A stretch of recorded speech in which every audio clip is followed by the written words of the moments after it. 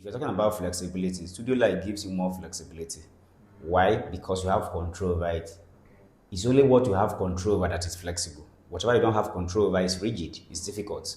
Do you understand? So it is not what you have, it is your ability to do something good with what you have. Last week, like the last class that we had, Studio versus natural light. studio versus natural light. So what is that one thing that stood out for you from that last class? One at a time. The light between studio and natural are different. Okay, so what is different? One is not one is from the sun and natural light. Okay, nature. okay. Why the other from artificial light? It what do you want again? And stable lights. Okay, So it flashes, flashlight and okay, stable lights. okay. And yes, studio light and flashlights. And another big difference is this. Studio light now you can shape it the way now that you can like it becomes more. You have more control over it than Yes, natural light. yes, So, yes. all right. Natural light, it just depends on right timing, the right way that everything has to be timed right. Yeah. Okay, that's good. So, Okay, natural light can be like easily used for good pictures, but also it can easily change due to the weather, okay, and it's more flexible than the other natural studio light. how? Like with the natural light, now you can easily take a shoot, but just that it's immediately the weather change. You cannot get what you want. It's So, still flexible, but not like studio lights that you can be shooting for hours. Like to get what you want, you have to be fast enough to like shoot on time. there's a confusion here. If you're talking about flexibility, studio light gives you more flexibility. Why? Because you have control over it. Okay. It's only what you have control over that is flexible. Whatever you don't have control over is rigid, it's difficult. Do you understand? Organization. Yeah. So, but it is sweet for portrait. It is sweet for product shoot. Anything that has to do with outdoor. Do you understand? Natural light is very, very sweet. And I told you that another advantage of natural light is that it is easy and it is free. You don't buy sun. Yeah. Do you understand? Unlike that of a studio light that is very expensive and costly. You understand? But however, it is still more flexible it is just as far as you can go. Do you understand? So that is it. The most important and the good part of the studio light is that you have control over it. Do you understand? If I have a pre-wedding to shoot and it's going to be indoor, even if it is raining, right, I will still go ahead and still do my shoot. I don't care whether it is raining or it's sunny. You understand what I'm saying now? But if it is outside, the moment there is changes in weather, it changes the mood, it changes the whole thing for you. And you understand? And you could still remember that from the the basic, from the foundation I gave you, I told you that light, environment, weather changes the mood of your picture. Yeah. Aside the expression of your subject, do you understand? So everything put together, dictates how good the image or images will come out. You understand? So you need to put all of those things together. All right. Oh, that's good. So that shows that you guys clearly understood what we talked about the last time. All right. So moving on, today we'll be looking at lighting basics. Then under the lighting basics, today we'll be looking at one light setup.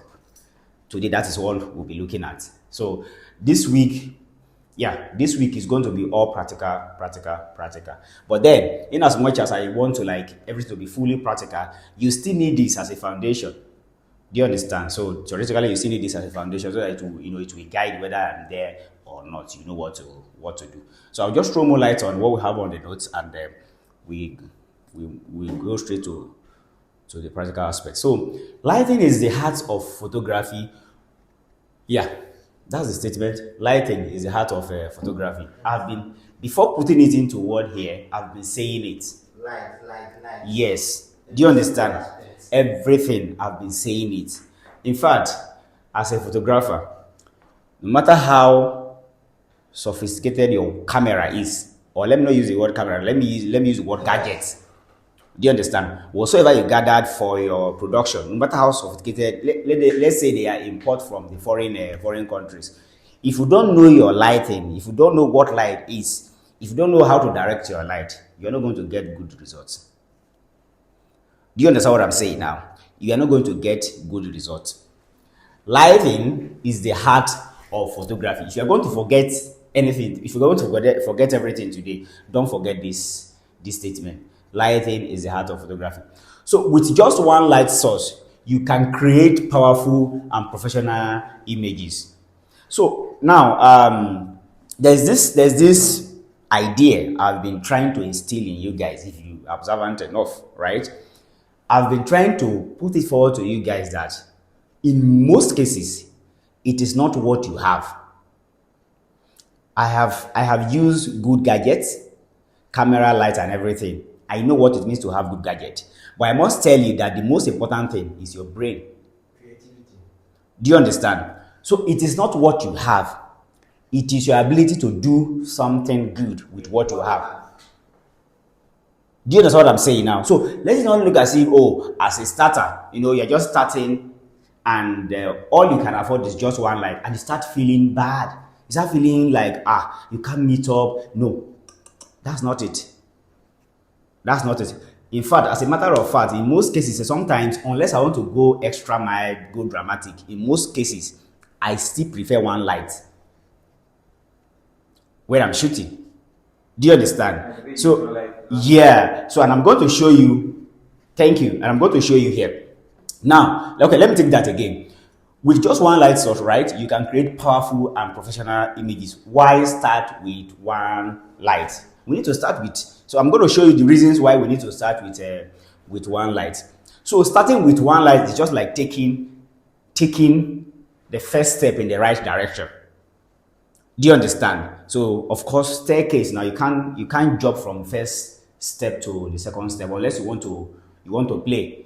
But in the right sense of things, right? You need to take it a step at a time, step at a time. Now it teaches why. Now let's look at the reason why we need to start with one light now.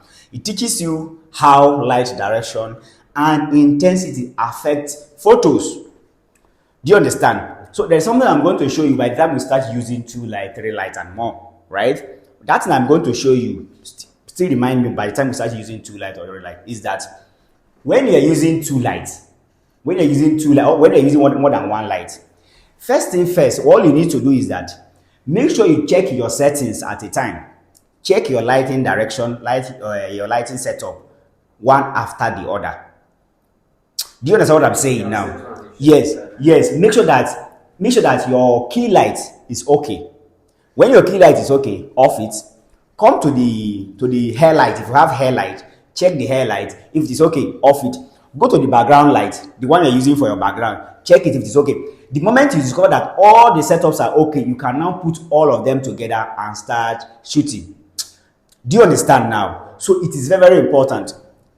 And the best way to understand that is to start with one light first. So starting with one light helps you what? To understand the direction and intensity.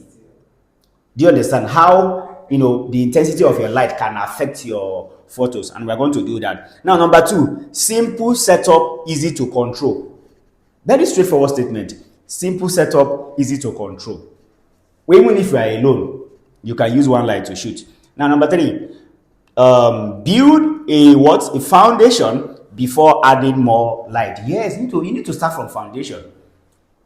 If you want to be strong, if you want to be able to stand as a photographer, you need to start from the foundation need to be very, very solid.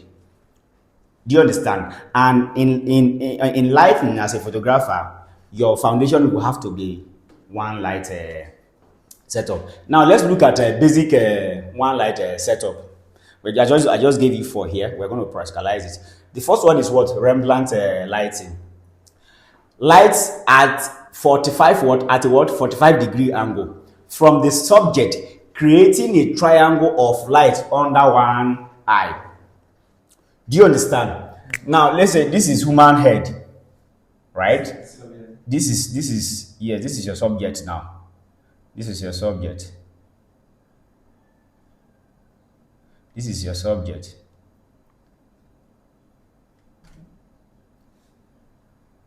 Sorry, I'm not a good artist. So just manage with me. So the light is going to come from angle 45 degree. Do you understand? So when the light comes from angle 45 degree, if the light is coming from this angle, so the light is going to create a triangle beneath this side of the eye. Do you understand what I'm saying now? So the light is going to create something like this. Do you understand? So that is what it is called a Rembrandt lighting. So the source of this lighting setup is from an artist. Do you understand? It's from an artist. So this is his signature drawing. You know, all these artists, they have signature. Do you understand? So he is known for this Rembrandt drawing. That is what gave back to this type of lighting setup. So photographers, adopt the pattern, start using that kind of lighting setup, and that is why this kind of lighting setup is called what? Rembrandt lighting. So I'm just giving you, heads up now. Should in case you decide to go for that, make research about it. So you're going to likely see something like that, like talking about the source, the origin of this lighting setup. Do you understand now? All right. So number 2, we have loop lighting. Now pay attention. Similar, right? Similar angle, but what? Slightly higher. Do you understand? This is 45. Right? This is 45. So loop light now is similar to that of what? That of Rembrandt lighting, right? But what? Slightly higher, creating small shadow beside the nose. Here, it wasn't beside the nose, it was just beneath the eyes here, right? But this one is going to be higher. Do you understand? Victory, you are sleeping. Do you understand now? So the light is going to be, it's going to come from this angle. So the moment it comes from this angle, you are going to have a shadow beneath your nose.